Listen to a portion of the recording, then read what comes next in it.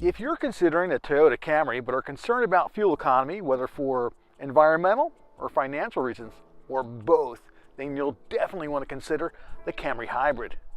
Let's take a ride and I'll tell you why. The 2015 Camry Hybrid is available in 3 models: the base LE, the sporty SE, and the top-of-the-line XLE. If you've seen our in-depth walk-around video, you know the 2015 Camry has gone through an extensive redesign. Step into the cabin and things are clearly different. Push-button start and a backup camera with fixed distance lines are standard on all models. This is the Camry Hybrid SE, the sporty version of the Camry Hybrid. And it's sporty because it has some nice looking 17-inch alloy wheels, a nice deck lid spoiler, a different sort of spindle grille, interesting fabric, pattern, sort of a space-age reptilian. I kind of dig it.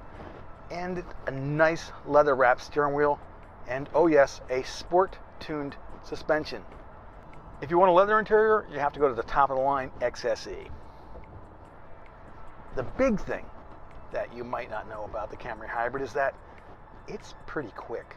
When you stomp on the pedal, the combination of the inline-4 and the electric motor puts out some scoot. The Camry Hybrid's propulsion system mates a 2.5-liter inline 4-cylinder engine with a permanent magnet AC synchronous motor and an electronically controlled CVT transmission. The system delivers 200 horsepower net. While that might not seem like a lot, it's the torque numbers that make things interesting, with 156 foot-pounds of torque coming from the inline 4 and 199 foot-pounds of torque coming from the electric motor. So how fast is it? Here's a 0 to 60.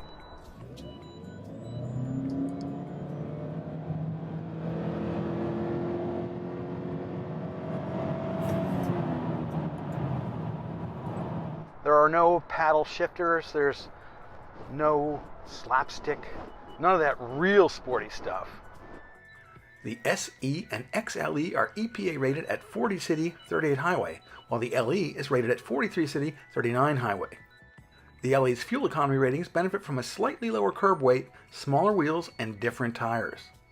All models are fitted with a 17-gallon fuel tank, which provides a very generous cruising range. Highway MPGs are aided by a sleek 0.27 coefficient of drag. When it comes to fuel-efficient sedans these days, there are a number of choices. Things to compare directly to the Camry Hybrid, well, probably the one that you'll draw the most direct comparison with is the Ford Fusion Hybrid.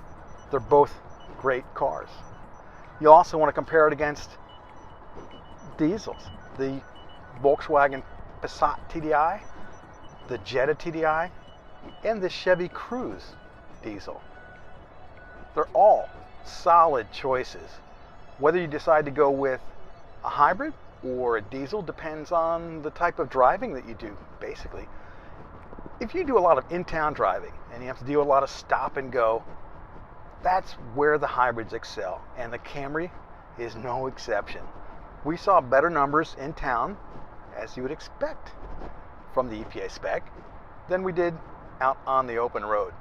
Overall, we were able to come really close to the combined numbers for this. It being winter right now, and our temperature is pretty much fluctuating from the low to high 30s over the course of this week.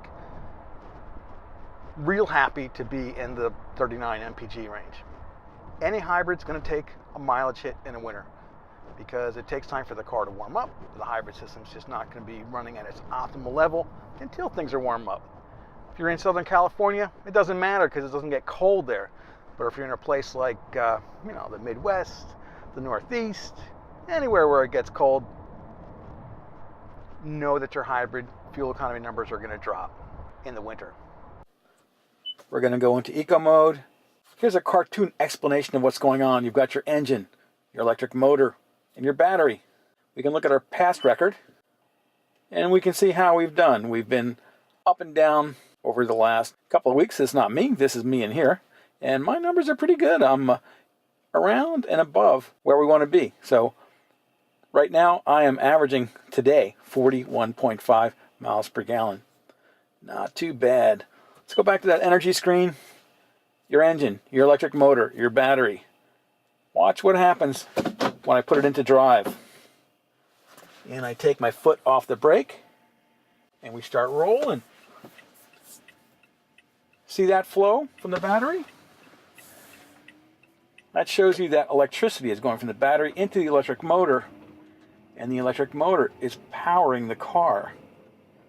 We're just creeping away right now. We're doing about 15 miles per hour. If I step on the accelerator pedal a little bit, bang, the engine kicks in. And now you see that the engine is powering the car. You've got a flow going back to the battery as well. When I let off, now we're recharging the battery because there's regeneration going on. I'm back on the throttle. Well, the accelerator pedal, not actually the throttle, because it's all still drawing electricity. Step on the pedal a little bit more. Here comes the engine. Right now it's just engine. For a while there, you saw the engine going and the electricity going at the same time. That's the engine and the electric motor acting in concert. Now I'm coming up to a turn, so I'm going to step on the brakes, and you're going to see that energy flow back into the battery. And as I accelerate,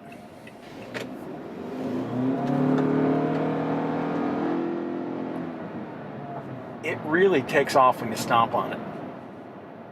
And as soon as you let off, it puts electricity back into the battery.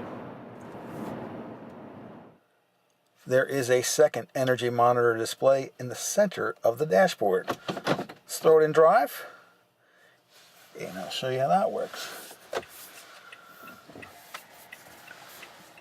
Same pattern, we are going to creep out nice and slow, and you can see it's all battery power. Energy flowing from the battery through the electric motor to the wheels. When I stomp on it a little bit, there goes the engine. As we crest a hill and I let off the accelerator pedal, now we are regenerating electricity. Aha, but there's more than just that. Let's zoom out. See that gauge there over on the left? That gauge shows us whether we are in charge mode, whether we're in eco mode, or whether we're in power mode. Now, eco mode means you're using the battery, you're just barely on the gas, you're not using a lot of gas. So we're gonna give it a little bit more, a little bit more, a little bit more. Here comes the engine. Now we're going to let off. And when I really step on the brake, that's when we regen a lot. The crisply designed leather-wrapped steering wheel provides comprehensive controls for the center dash information display and hands-free Bluetooth on the left, and the N-Tune infotainment system on the right. Cruise control is stock mounted. There are two 12-volt outlets, one in the center console and one at the base of the dash. Our tester was fitted with the optional 6-speaker N-Tune premium audio system with navigation and the app suite. This option package also includes a power moonroof and wireless smartphone charging. A 10-speaker JBL audio system is only available in the XLE. The rear seat provides 38 inches of headroom with the moonroof and 38.9 inches of legroom. Ooh, super comfortable and roomy. 5 fingers of headroom. Plenty of legroom. A nice literature pocket for your reading materials. Super squishy center armrest with 2 cup holders. And of course, you got cup holders in the doors as well. But here's what it's missing. There are no separate HVAC controls. There's no 12-volt outlet. So this is very comfortable back here, but you are lacking in some amenities. The trunk provides 13.1 cubic feet of cargo area. Need to carry skis or hockey sticks?